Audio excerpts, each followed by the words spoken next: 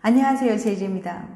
오늘은 당신이 이런 행동을 했다면 바람 피운 거다에 대해서 말씀드려 볼게요. 그럼 바로 시작할게요.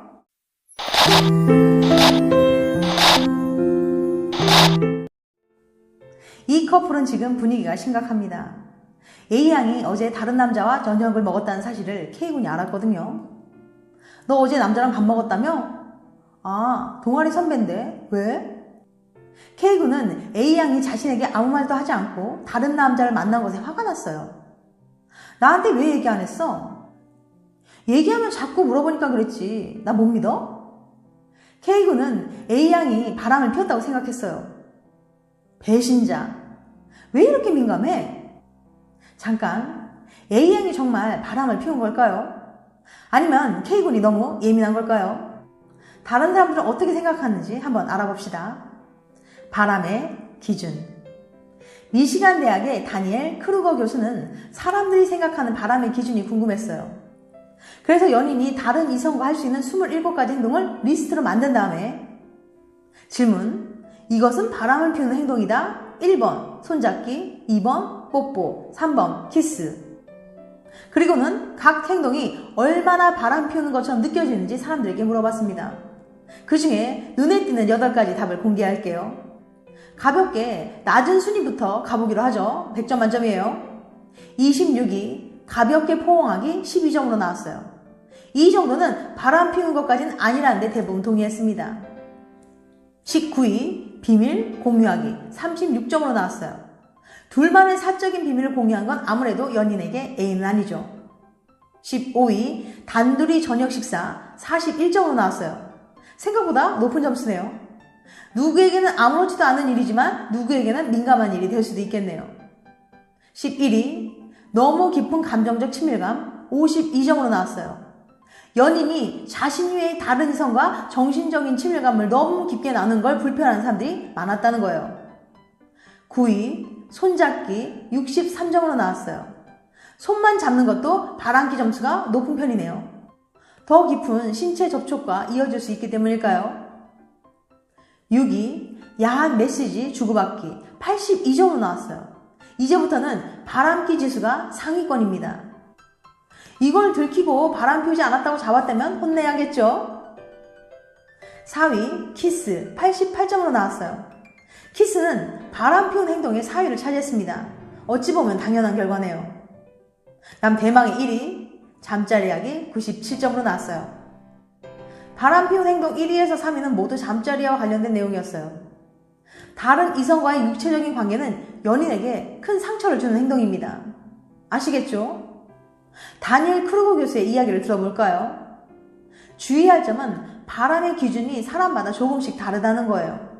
특히 커플들의 경우 서로 기준이 다르다면 예상치 못한 갈등이 생길 수도 있겠죠. 그렇기 때문에 두 사람이 생각하는 바람 피우는 기준이 무엇인지 이 얘기를 나눠보는 게 꼭 필요합니다. 실험에서 사용한 리스트를 참고해서 대화를 나눠보면 서로 어떤 점을 배려해야 할지 알 수 있을 거예요. 아, 정말 연인 사이에 한번 얘기해 볼 만한데요.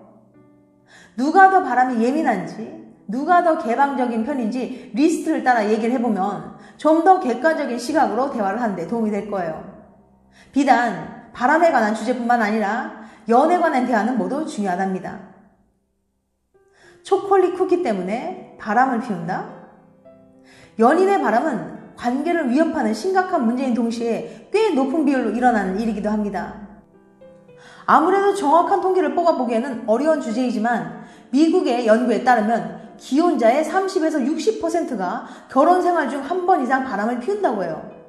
그럼 바람은 왜 피우는 걸까요? 쉬운 답은 인터넷 여론을 빌리자면 쓰레기라서일 거고, 또 완전히 틀린 말은 아니지만 그렇게 말하고 나면 전 인류의 75%가 쓰레기가 되니까 또 그렇게만 말하기도 어렵습니다. 관계를 연구하는 심리학자들은 바람을 피우는 이유 그리고 그 양상에 대한 다양한 연구를 진행해 왔는데요. 오늘은 초콜릿 쿠키 때문에 바람을 피우게 된 사연을 알아볼게요. 우와 초콜릿. 몬머스 대학의 심리학가 나탈리 시아로코 교수는 연애 중인 남녀 대학생을 대상으로 바람과 관련된 재밌는 실험을 기획했습니다. 실험 참가자를 위해 실험실에 도착한 참가자들 앞에는 2개의 접시가 놓여 있는데요. 한 접시에는 깍둑썰기 되어 있는 무가 담겨 있었고, 다른 한 접시에는 김이 모락모락 나는 갓 구워 먹음직스러운 초콜릿 쿠키가 담겨 있었습니다.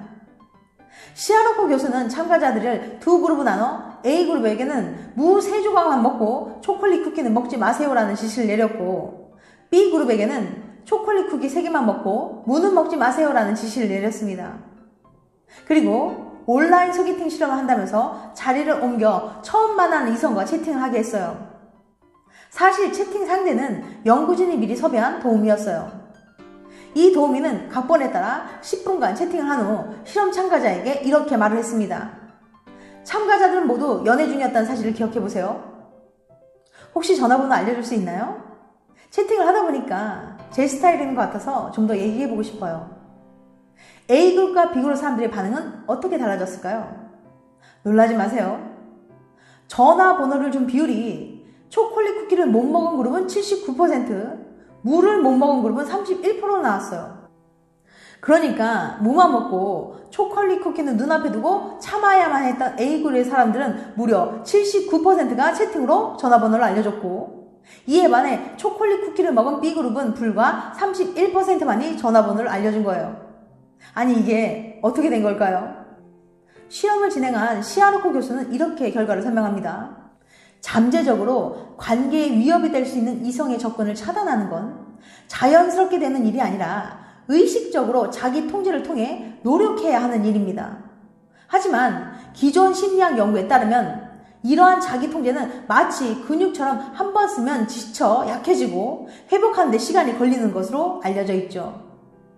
눈앞에 김이 모락모락 나는 초콜릿 쿠키를 두고 무만 먹어야겠다는 A그룹은 이미 초콜릿 쿠키를 참는데 자기 통제력을 써버렸고, 그러다 보니까 이후에 다른 이성이 접근했을 때 자기 통제력을 발휘하지 못하고 전화번호를 줘버리게 된 거예요.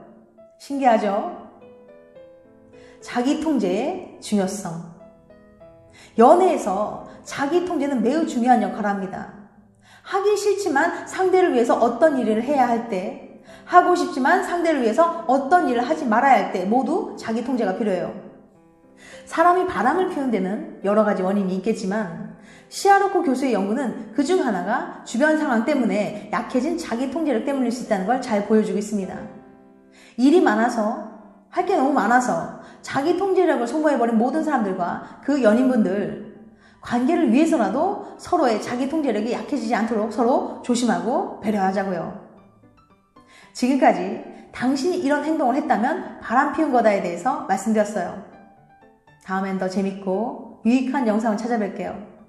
끝까지 시청해주셔서 감사합니다. 다음에 또 봬요. 안녕.